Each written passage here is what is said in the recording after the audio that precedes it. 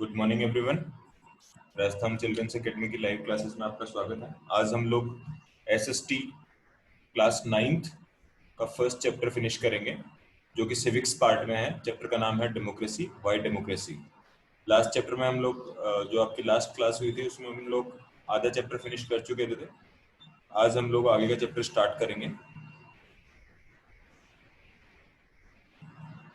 Let's start now. Class 9th political science जो है आपकी बुक, उसका चैप्टर 1, अगर आपके पास नई किताब है, पुरानी किताब में चैप्टर 2 होगा। तो what is democracy, Y democracy, ये डेमोक्रेसी क्यों और क्या। तो हमने व्हाट इज डेमोक्रेसी जो है ना वो पार्ट 1 में हमने कवर कर लिया है कि डेमोक्रेसी क्या है। अब डेमोक्रेसी क्यों है ये हम पार्ट 2 है हम उसमें देखेंगे। तो वाई डेमोक्रेसी, कि डेमोक्रेसी भाई होनी क्यों चाहिए, अब हमें ये देखना है। तो वाई डेमोक्रेसी है ना। अब देखिए ये जो डिबेट है ना ये इतनी इंपॉर्टेंट नहीं है, क्योंकि हम आगे जो चैप्टर में पढ़ेंगे वो इसका ही पढ़ेंगे। इसको पढ़ेंगे तो कुछ फ़ायदा भी नहीं निकलना है और वीडियो लंबा हो जाना है। तो अब हम लोग यहाँ से देखते हैं। ये देखिए आर्ग्यूमेंट्स अगेंस्ट डेमोक्रेसी, हम लोग दोनों देखेंगे कि हमें डेमोक्रेसी क्यों चाहिए। सबसे पहले तो कि भाई क्यों नहीं चाहिए, और फिर उसके बाद डेमोक्रेसी क्यों अच्छी है। फिर हम इन दोनों को मिला के देखेंगे कि भाई अच्छी ज़्यादा है या बुरी ज़्यादा है। ठीक है। तो आर्ग्यूमेंट्स अगेंस्ट डेमोक्रेसी, जो आर्ग्यूमेंट्स मतलब डेमोक्रेसी के खिलाफ आते हैं। ठीक है। तो पहला है leaders keep changing in a democracy, this leads to instability.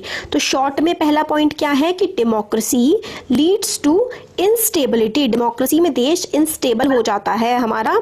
ठीक है। तो डेमोक्रेसी लीड्स टू इंस्टेबिलिटी कैसे, क्योंकि हम लोग क्या होता है ना बार बार इलेक्शंस होते हैं। आप देखिए इससे पहले कांग्रेस की सरकार थी, मतलब पहले 5 साल पहले बीजेपी की थी, उससे 5 साल पहले किसकी थी, कांग्रेस की थी। ठीक है। उससे 5 साल पहले भी कांग्रेस की थी, उससे 5 साल पहले बीजेपी की थी। तो क्या होता है ना बीजेपी कांग्रेस, फिर हमारे लीडर्स, हमारे जो नेता हैं, अभी मोदी जी हैं, उनसे पहले मनमोहन सिंह थे, अब फिर शायद कोई और आ जाएंगे। तो लीडर्स चेंज होते रहते हैं। तो इसकी वजह से क्या है, it leads to instability, instability आती है गवर्नमेंट में। Democracy is all about political competition and power play. Democracy political competition, एक दूसरे से कॉम्पिटिशन ही करते रहते, पार्टियां एक दूसरे के बारे में उल्टा सीधा बोलती रहती हैं, और मतलब मोरालिटी नहीं बची, किसी के बारे में कुछ भी उल्टा सीधा बोला जाता है। तो पहला पॉइंट इंस्टेबिलिटी है और नो मोरालिटी। थर्ड पॉइंट आता है so many people have to be consulted in democracy that leads to delay. मतलब अगर आपको कोई एक लॉ पास कराना है, छोटे से छोटा, आपको इतने सारे लोकसभा में मीटिंग करो, राज्यसभा से मीटिंग करो, फिर उसके बाद प्रेसिडेंट से साइन कराओ, लोकसभा में, बहुत तेज बोल दिया ना, धीरे बोलते हैं, लोकसभा में मीटिंग होती है, फिर राज्यसभा में होती है, फिर उसके बाद प्रेसिडेंट से साइन चाहिए होते हैं, तब जाके कोई लॉ बनता है। उसके बाद भी अगर जुडिशरी को अच्छा नहीं लगा, लोगों को अच्छा नहीं लगा, तो उस पर केस चलेगा। तो बहुत ही लंबा चौड़ा प्रोसेस होता है कोई भी डिसीजन लेने का। इसकी वजह से क्या होता है ना, काफ़ी ज़्यादा डिलेज होते हैं, काफ़ी टाइम लग जाता है। अब इलेक्टेड लीडर्स, हमने जिसको इलेक्ट किया है, ज़रूरी नहीं है वो अच्छा ही होगा और वो हमारे लिए सही डिसीजन लेगा, तो बैड डिसीजन भी आ सकते हैं। और डेमोक्रेसी में करप्शन भी होता है, आपको पता ही होगा देश में कितना ज़्यादा करप्शन है ना। और इलेक्टोरल कॉम्पिटिशन, एक दूसरे से लड़ते मरते रहते हैं, जब इलेक्शन होते हैं तो पैसे बांटते हैं, उल्टी सीधे हरकतें करते हैं, है ना। तो ये वाली भी इशू है डेमोक्रेसी में। Ordinary people don't know what is good for them, they should not decide anything. लोगों को अकल नहीं होती, अपने लिए डिसाइड नहीं कर सकते, ये पॉइंट है। तो ये कुछ आर्ग्यूमेंट है अगेंस्ट डेमोक्रेसी के, जैसे कि instability, no scope for morality, आपको ये याद करने हैं। ठीक है। लीड्स टू डिलेज, फिर बैड डिसीजंस, फिर corruption, electoral competition, ordinary people do not know what is good for them. ठीक है। और क्या ये आर्ग्यूमेंट सारे के सारे अगेंस्ट में ही है डेमोक्रेसी के, बट सारे डेमोक्रेसी के सिर्फ अगेंस्ट में ही नहीं आते हैं, इनको हम उल्टा करेंगे तो डेमोक्रेसी के फेवर में हो जाएंगे, जैसा हम अभी देखेंगे थोड़ी देर में। ठीक है। तो सारे के सारे आर्गुमेंट ज़रूरी नहीं है कि अगेंस्ट में ही हो। तो क्लियरली डेमोक्रेसी कोई मैजिकल सोल्यूशन तो नहीं, कोई जादू तो कर नहीं देती है कि भाई ऐसे डेमोक्रेसी ले आओ सब कुछ ठीक हो जाएगा और सॉल्यूशन के प्रॉब्लम सारे निकल जाएंगे। इसने पॉवर्टी को एंड नहीं किया है, गरीबी को, हमारा देश में कब से डेमोक्रेसी है, बट हमारे देश में गरीबी भी बहुत ज़्यादा है। तो democracy as a form of government only ensure, democracy government की फॉर्म में सिर्फ यही इंश्योर करती है कि लोग अपने डिसीजन खुद लें। दिस डिसीजन, और मगर इसकी गारंटी ये नहीं है कि वो डिसीजन सही होंगे। डेमोक्रेसी में लोग खुद डिसीजन लेते हैं, बट आपके क्या हमेशा सारे डिसीजन सही निकलते हैं? ऐसा तो नहीं होता है। लोग गलतियाँ कर लेते हैं, और पीपल जो है ये डिसीजन लेते हैं, वो कई बार डिसीजन मेकिंग में डिले भी हो जाता है ना। इट इज़ ऑल्सो ट्रू, ये भी सही बात है कि डेमोक्रेसी में काफ़ी ज़्यादा लीडरशिप में चेंजेस आते हैं, इसकी वजह से भी दिक्कतें होती हैं। और हमें आर्ग्यूमेंट्स ये भी बताते हैं कि democracy of the kind we me see not be ideal form of government, मतलब ये आइडियल नहीं होगी, बिल्कुल अच्छी नहीं होगी, है ना. But it is not a question we face in real life. The real question we face is different. Is democracy better than other forms of government? अब हमें ये नहीं है कि डेमोक्रेसी मतलब पिनाशिया है. पिनाशिया मतलब एक होता है ना कि हर बीमारी का तोड़ या हर चीज़ को ठीक कर देने वाली चीज़ तो है नहीं डेमोक्रेसी. लोग डिसीजन ले रहे हैं, लोग गलत भी हो सकते हैं. अब तो क्या डेमोक्रेसी से कोई अच्छा फॉर्म ऑफ गवर्नमेंट है कि मतलब डेमोक्रेसी छोड़ो और उसको फॉलो कर लो? तो देख लेते हैं भाई, हमने बहुत सारी चीज़ें देख ली हैं, तो अब ये भी देख लेते हैं कि क्या हुआ था. अब चाइना का देखते हैं. आर्ग्यूमेंट्स फॉर डेमोक्रेसी, डेमोक्रेसी के फेवर में कि भाई डेमोक्रेसी मस्त है एकदम, इसके फेवर में भी आर्ग्यूमेंट देख लेते हैं. चाइना में फेमीन आई थी. फेमीन का मतलब होता है भुखमरी. भुखमरी आई थी 1958 और 1961, लगभग 3 साल भुखमरी आई थी और लगभग 3 करोड़ लोग वहाँ के मर गए थे. ठीक है, अब कोरोना वायरस से मर रहे हैं, पूरी दुनिया को मार रहे हैं. तो चाइना जो में फेमीन आई थी 1958 में आई थी और 1961 तक रही थी. 3 करोड़ लोग मर गए थे. इस टाइम पर इंडिया की इकोनॉमिक कंडीशन जो थी ना वो चाइना से ख़राब थी. मतलब चाइना अमीर था इंडिया से उस टाइम पर, बट फिर भी चाइना में इतने सारे लोग मरे. तो इकोनॉमिस्ट जो है, इकोनॉमिस्ट होते हैं जो इकोनॉमिक्स के बारे में देखते हैं, देश में क्या चल रहा है, पैसे से रिलेटेड वो चीज़ें देखते हैं. उन्होंने ये कहा कि वहाँ पर ऐसा इसलिए हुआ क्योंकि वहाँ पर डेमोक्रेसी नहीं थी. अगर डेमोक्रेसी होती तो सरकार खेती पर ध्यान देती, लोगों का पेट भरने पर ध्यान देती, है ना. अगर ये डेमोक्रेसी इंडिया में जब से हम लोग आज़ाद हुए ना, भले मतलब खाने की शुरुआत में कमी रही थी, मगर हमारे देश में आज़ादी के बाद कभी भी इतनी बड़ी फेमाइन नहीं आई है. और हम लोगों ने खाने को मतलब फूड सिक्योरिटी पे काफ़ी ज़्यादा काम किया और गवर्नमेंट ने रिस्पॉन्स किया फूड स्कैर्सिटी पे, मतलब फूड की कमी पर इंडियन गवर्नमेंट ने बहुत अच्छे से रिस्पॉन्ड किया और चाइनीज़ गवर्नमेंट ने नहीं किया. पॉइंट आउट ये किया जा रहा है कि भाई इंडिपेंडेंट इंडिया में कभी भी बहुत ज़्यादा बड़ी फेमाइन नहीं आई है. अगर चाइना भी मल्टी पार्टी इलेक्शंस करवाता, वहाँ पर भी एक अपोजिशन पार्टी होती और प्रेस फ्रीली बोल सकती गवर्नमेंट के खिलाफ, तो वहाँ पर इतने लोग शायद फेमाइन से नहीं मरते.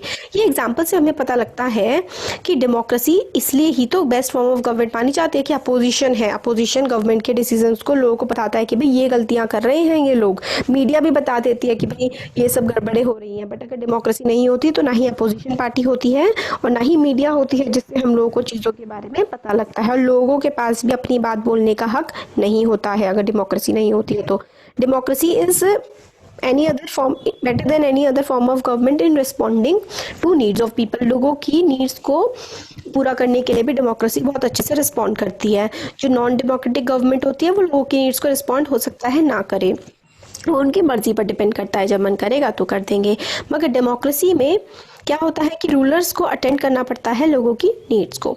ठीक है, तो अब ये इंपॉर्टेंट है कि democratic government is a better government because it is more accountable form of government. आपको यहाँ पे इस वर्ड को कैच करना है. Democratic government is accountable government. Accountable का मतलब होता है लोगों को जवाब देना पड़ता है कि वो लोग क्या कर रहे हैं, सरकार क्या कर रही है, सरकार के क्या डिसीजंस है, हर चीज़ का जवाब ना सरकार को देना पड़ता है लोगों को एक डेमोक्रेसी में. तो इसलिए डेमोक्रेसी क्या है, एक बेटर फॉर्म ऑफ गवर्नमेंट है. एक और रीज़न भी है कि डेमोक्रेसी क्यों बेटर है नॉन डेमोक्रेसी से. डेमोक्रेसी बेटर है नॉन डेमोक्रेसी से क्योंकि कंसल्टेशन और डिसीजन पे होती है. मतलब बहुत सारे डिस्कशन होते हैं, कई सारे लोगों से डिस्कशन होते हैं. इससे हमें क्या पता लगता है, भले डिले हो रहा है मगर डिसीजन जो लिए जाते हैं ना हड़बड़ी में इररिस्पॉन्सिबल खराब डिसीजन नहीं लिए जाते. दस democracy improves the quality of decision making. पहले हम लोगों ने क्या देखा था कि डेमोक्रेसी में क्या होता है, इंस्टेबिलिटी होती है ना, हमारे डी मैरिट में. मगर हमने मैरिट में क्या देखा कि डेमोक्रेसी मोर अकाउंटेबल है, लोगों को जवाबदेह है, जवाब देगी क्या करा है. फिर दूसरा आता है डिसीजन मेकिंग में भले ही लेट हो मगर क्वालिटी होती है, हम लोग अच्छे डिसीजन लेते हैं. और डेमोक्रेसी हमें एक मेथड भी प्रोवाइड करती है to deal with differences and conflict. अगर हम लोगों के अलग अलग धर्म के बीच में, जातियों के बीच में कोई दिक्कतें हैं तो डेमोक्रेसी हम लोगों को एक वे प्रोवाइड करती है जिससे हम लोग अपने दिक्कतों को, प्रॉब्लम्स को सुलझा लें. किसी भी सोसाइटी में लोगों को काफ़ी ज़्यादा अलग अलग ओपिनियन होती है, इंटरेस्ट होते हैं, उनके डिफरेंस काफ़ी अलग अलग हो सकते हैं. हमारे जैसा देश जिसमें बहुत ज़्यादा सोशल डाइवर्सिटी है. सोशल डाइवर्सिटी का मतलब होता है लोग बहुत ही ज़्यादा डिफरेंट है एक दूसरे से. तो अलग अलग रीजन्स को बिलोंग करते हैं, अलग अलग भाषा बोलते हैं, अलग अलग प्रैक्टिस करते हैं, धर्म अलग अलग है. तो इसीलिए हम लोगों को ज़रूरत है कि ऐसा मेथड अप्लाई किया जाए जिससे लोगों के बीच लड़ाई कम से कम हो, कॉन्फ्लिक्ट आराम से सॉल्व हो पाए और सही तरीके से रिसेंटमेंट ना हो, अनहैप्पीनेस ना हो. डिफरेंट ग्रुप के जो लोग हैं वो सही से रह सके, तो डेमोक्रेसी एक पीसफुल सॉल्यूशन प्रोवाइड करती है। No one is permanent winner, क्योंकि डेमोक्रेसी में कोई भी परमानेंट विनर नहीं है। 5 साल में आपकी सरकार बदल सकती है, इसलिए आपको सही तरीके से काम करना पड़ेगा। तो ये आर्ग्यूमेंट जो 3 है ये हमें बताते हैं। एक पहला आर्ग्यूमेंट क्या था कि अकाउंटेबल है, मतलब सरकार जवाबदेह है, कि सरकार को अगर पहला क्या था पॉइंट हमारा, अकाउंटेबल है कि अपनी मर्जी से कुछ भी नहीं कर सकती है, फालतू के गलत डिसीजन नहीं ले सकती है, लोग पूछेंगे आपने क्या किया है। फिर क्वालिटी इन डिसीजन मेकिंग, जो डिसीजन लिए जाते हैं ना वो काफ़ी अच्छे होते हैं। क्वालिटी इन डिसीजन मेकिंग, जो डिसीजन होते हैं वो क्वालिटी होते हैं, अच्छे होते हैं, ठीक है।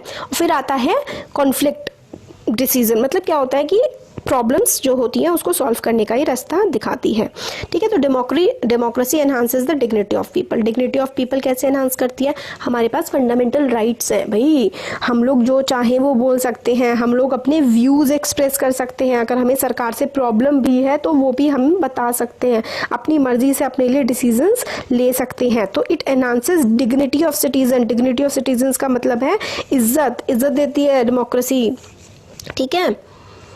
Democracy is based on the principle of political equality. हम सब बराबर हैं संविधान के सामने, जो चाहे बिल्कुल पढ़ा लिखा ना हो, चाहे वो कितना भी अमीर हो, मगर संविधान के सामने, हमारे कानून के सामने सब लोग बिल्कुल बराबर हैं। इसलिए it provides dignity also, dignity इज्जत देती है सिटीजन्स को, ठीक है। फिर आता है finally, democracy is better than other form of government because it allows us to correct its own mistakes. मतलब हम अपनी मिस्टेक्स को खुद ही करेक्ट कर सकते हैं, ये भी हम लोगों को चांस ये देती है ना। तो यही है कि no other form of government ये सारी की सारी चीज़ें अपनी मिस्टेक्स करेक्ट करने का ऑप्शन हमें नहीं देती है। मिस्टेक करेक्ट करना मतलब हमने मान लीजिए इस 5 साल हमने गलती कर दी, बट हमारे पास अगले 5 साल का ऑप्शन है, हम उनको हटा के फेंक सकते हैं, है ना। यही होती है democracy can correct its own mistakes, ठीक है। पब्लिक डिस्कशंस होते हैं और काफ़ी ज़्यादा, और ये भी है कि जैसे कि हमने देखा कि डिसीज़न जो होता है वो सबके डिस्कशंस के बाद लिया जाता है। बट आजकल क्या है,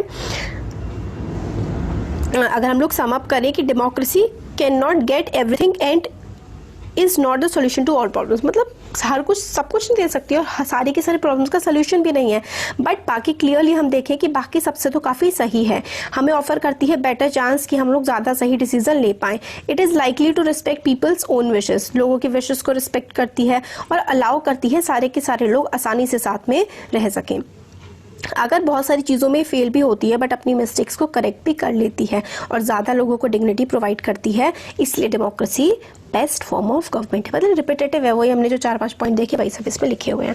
अब broader meaning of democracy, democracy का ब्रॉडर मीनिंग क्या होता है, बड़ा मीनिंग क्या होता है, ये वाला चीज़ देखेंगे हम इसमें, बट इतने ज़्यादा इंपॉर्टेंट पॉइंट्स भी नहीं हैं इसमें, देख लेते हैं। फिर भी हमने इस चैप्टर में पूरा का पूरा देखा कि डेमोक्रेसी क्या है और लिमिटेड में भी देखा और मतलब बहुत ज़्यादा डेमोक्रेसी तो बहुत बड़ी चीज़ है, बहुत कॉम्प्लेक्स है, फिर भी हमने थोड़ा बहुत उसको समझने की कोशिश की है। मोस्ट कॉमन फॉर्म है इस टाइम जो चल रही है ना आजकल, वो है रिप्रेजेंटेटिव डेमोक्रेसी। आजकल जो चल रही है रिप्रेजेंटेटिव कैसे, इसका मतलब ये है कि हम लोग देश के हर नागरिक को तो नहीं बुला सकते हैं ना, कोई डिसीजन लेना है अगर हमें, जैसे कोविड-19 के लिए हमने क्या लगाना था, कर्फ्यू लगाना था पूरे देश में, जैसे कि 21 दिन का लगा, लॉकडाउन कह लीजिए, कर्फ्यू ना कहिए, लॉकडाउन लगा, तो कैबिनेट ने, नेताओं ने डिसीजन ले लिया, देश के हर इंसान से तो नहीं पूछा गया था। तो यही होती है रिप्रेजेंटेटिव डेमोक्रेसी, हमने उन्हें चुना, वो हमारे रिप्रेजेंटेटिव हैं, तो उन्होंने हमारे बिहाफ पे डिसीजन लिया।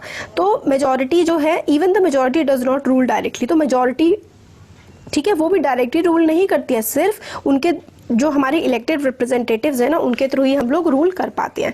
मॉडर्न डेमोक्रेसी में इतने सारे लोग हैं कि फिजिकली पॉसिबल नहीं है कि हर कोई साथ में बैठे और डिसीजन ले हैं, और फिर कुछ लोग जो है डिसीजन लेने की उनमें ना ही स्किल्स होगी ना ही उनका कोई मन होगा। तो इसलिए हम लोगों को पता लगता है कि मिनिमल अंडरस्टैंडिंग होती है डेमोक्रेसी में कि हम लोगों ने वोट उनको दे दिया है, अब वो हम लोगों के लिए सही डिसीजन लेंगे। और this clarity helps us to distinguish between democracies from non democracies. तो यही क्लैरिटी जो है ना कि भाई वो हमारे लिए सही डिसीजन लेंगे, यही हमें पता लगता है क्योंकि हमने उन्हें चुना है, और यही अंतर है डेमोक्रेसी और नॉन डेमोक्रेसी में। मगर ये जो अंतर है ये डेमोक्रेसी और गुड डेमोक्रेसी में हम लोगों को डिफ्रेंशिएट नहीं करके देता है। It does not allow us to see operation of democracy beyond government. अब हम गवर्नमेंट के बियॉन्ड भी हमें डेमोक्रेसी को अप्लाई करना ही नहीं सिखाता है। तो अब हमें कुछ एग्जांपल दे रखे हैं कि मेरी फैमिली डेमोक्रेटिक है, मतलब सब लोगों की रजामंदी से काम होते हैं, है ना, ये है। और I do not like teachers, मेरे को वो टीचर पसंद नहीं है जो हमें क्वेश्चन नहीं पूछने देते क्लास में, तो हमें बोलने नहीं दे रहे, इसका मतलब क्लास डेमोक्रेटिक नहीं है। ठीक है, एक लीडर और उसकी फैमिली के सारे मेंबर्स ही पार्टी में डिसीजन लेते रहे तो ये भी डेमोक्रेटिक नहीं है। These ways of using the word democracy go back to its basic sense of the method of taking decision. तो ऊपर के जो 3 पॉइंट्स थे, इससे हमें क्या पता लगता है, डेमोक्रेसी का मतलब सिर्फ एक देश में चल रही लोकतंत्र या फिर गवर्नमेंट ही नहीं है। डेमोक्रेसी तो हम अपनी लाइफ में भी प्रैक्टिस करते हैं। ठीक है, इस principle apply to every sphere of life. तो डेमोक्रेसी क्या है? Democracy is a principle that can be applied to any sphere of life. Democracy में सबकी रजामंदी ली जाती है, तो वही डेमोक्रेसी होता है। समटाइम्स ये जो वर्ड डेमोक्रेसी है ना, हम लोग need to describe any existing government but to set up ideal standard that all the democracies must aim to become। मतलब हमेशा हमें सिर्फ गवर्नमेंट पे नहीं अप्लाई करना चाहिए इसको, हमें इस तरीके से अप्लाई करना चाहिए कि हर किसी को इसको एम करना चाहिए डेमोक्रेसी बनने के लिए। True democracy will come to this country only when no one goes hungry to bed. कुछ लोग कहेंगे कि टू डेमोक्रेसी तभी हो कि जब कोई अपने बेड पे भूखा ना जाए। कुछ लोग कहते हैं कि हर सिटीजन जो है उसके पास डिसीजन मेकिंग के में इक्वल रोल होना चाहिए। हर सिटीजन के पास इक्वल राइट वोट, सिर्फ इक्वल वोटिंग राइट मिले वो ज़रूरी नहीं है, बल्कि इक्वल इन्फॉर्मेशन भी मिले। हर किसी के पास पूरी इन्फॉर्मेशन भी होनी चाहिए, क्या चल रहा है देश में, क्या हो रहा है। हर किसी के पास पढ़ने का अधिकार होना चाहिए, ठीक है, और बाकी रिसोर्सेज भी उसके पास होने चाहिए। अगर हम इनको ये जो आइडियाज़ हमने पहले पढ़े अभी, इन सबको सीरियसली लें तो कोई भी कंट्री, मतलब कि सब कोई भूखा ना चाहे बेड पे, हर किसी के डिसीजन मेकिंग में रोल हो, हर किसी के पास पूरी इन्फॉर्मेशन हो देश के बारे में, हर किसी के पास सारे रिसोर्सेज हो, तो इस तरीके से तो कोई भी देश डेमोक्रेटिक नहीं रहेगा। फिर भी डेमोक्रेसी की अंडरस्टैंडिंग हम लोगों को समझ में आती है कि डेमोक्रेसी हमारे लिए बहुत ज़्यादा ज़रूरी है। ये हम लोगों को फ़ायदा करती है ताकि हम लोग जज कर सकें कि चीज़ों में एक्चुअल डेमोक्रेसी में ही क्या क्या वीकनेस है। ये हम लोगों को डिस्टिंग्विश करने में, भेद करने में हेल्प करती है मिनिमल डेमोक्रेसी और गुड डेमोक्रेसी की। बिल्कुल बेसिक लेवल क्या है और एक अच्छी डेमोक्रेसी क्या है, क्योंकि अच्छी तो बिल्कुल सब आइडल, सबके पास सब कुछ है, सबके पास पैसा है, सबके पास राइट्स हैं, सबके पास सब कुछ है ना, तो बस वही हो जाएगा कि बेस्ट गुड डेमोक्रेसी यही है। इस बुक में हम लोग, ये सब तो बेकार है, ये भी इतना कुछ नहीं है कि बुक में क्या हम लोग डील करेंगे और क्या नहीं करेंगे।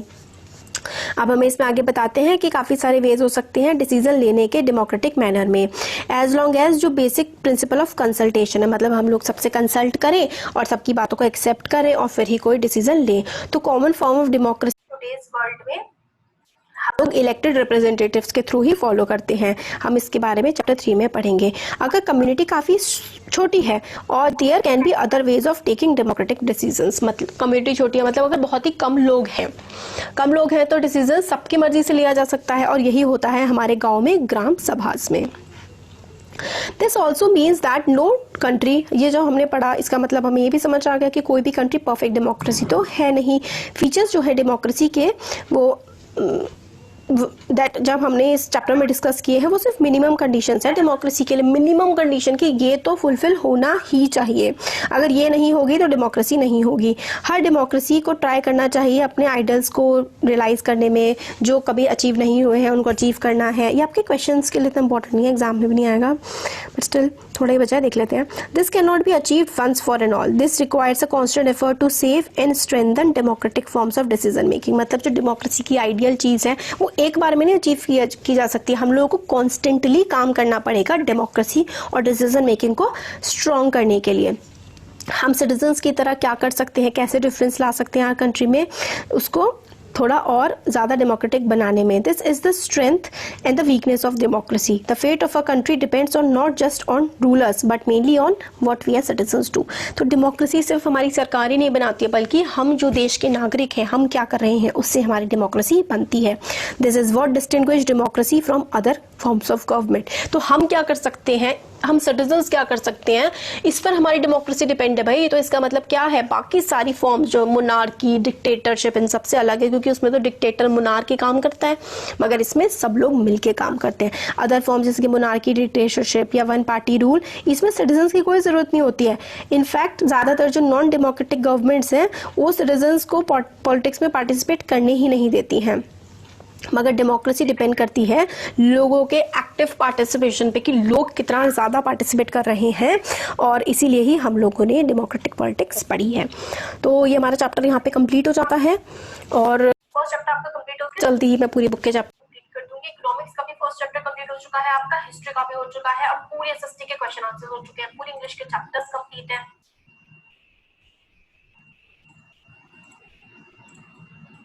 हेलो शारा, आवाज आ रही है आपको?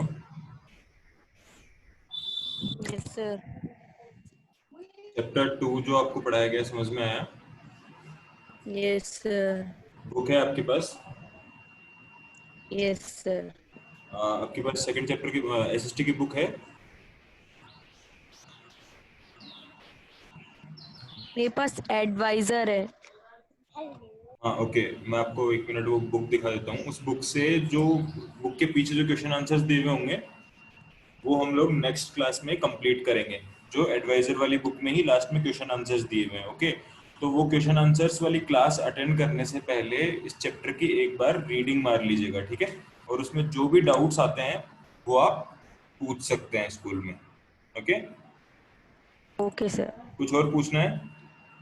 No sir.